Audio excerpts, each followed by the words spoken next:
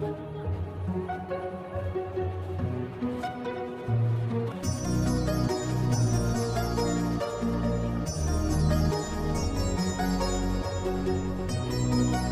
आज से लगभग कई हजार सालों से पहले बनी इसराइल कौम में एक इंसान था जो बहुत ही ताकतवर था।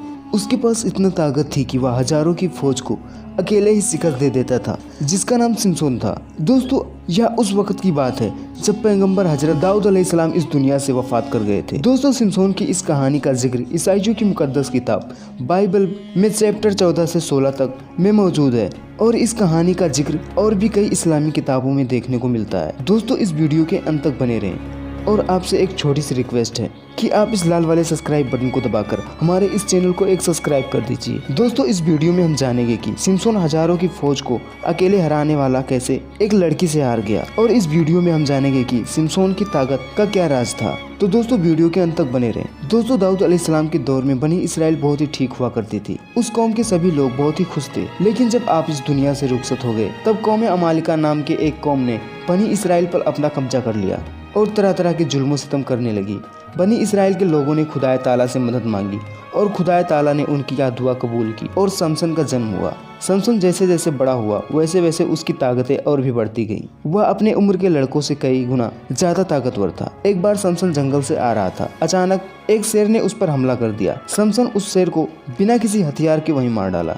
दोस्तों, कई इतिहासकारों का कहना है कि समसन 6 महीने काफिरों से जिहाद करता तो वह 6 महीनों तक अल्लाह की इबादत करता। समसन की बहादुरी के किस्से चारों ओर फैल गए। जब इस बात की खबर बनी इसराइल के खिलाफ कौम अमालिका के लोगों को लगी तो वहाँ का जो शासक था उसने हजारों की फौज भेजी समसन को गिरफ्तार करने के लिए, और उन फिलिस्तीन सैनिकों ने समसन को घेर लिया।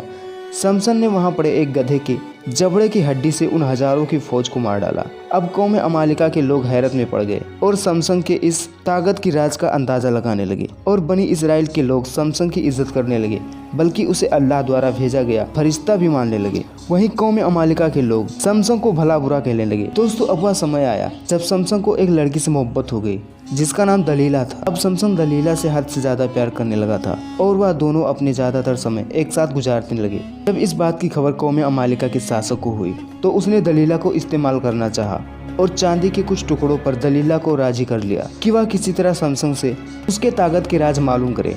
एक रात जब समसन सो रहा था, तब दलीला ने यह आजमाने के लिए क्या समसन के पास वास्तव में इतनी ताकत है, और उसने समसन को चारों ओर से रस्सी से बांध दिया, और जैसे ही समसन ने अंगड़ाई ली वे सारी रस्सियां टूट गई। यह देखकर दलीला हैरान रह गई। जब समसन ने इस कारनामे की वजह पूछी तो दलीला ने कहा कि क्या सच में आपके पास इतनी ताकत है?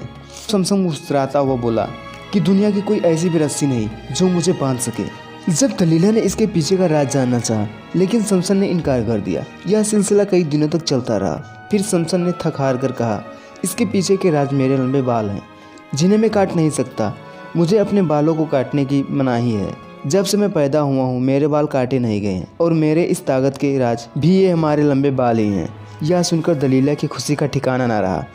अगली रात जब समसन दलीला के गोद में अपना सर रखकर सो रहा था, तभी दलीला ने इस मौके का फायदा उठाते हुए समसन के बाल काट दिए।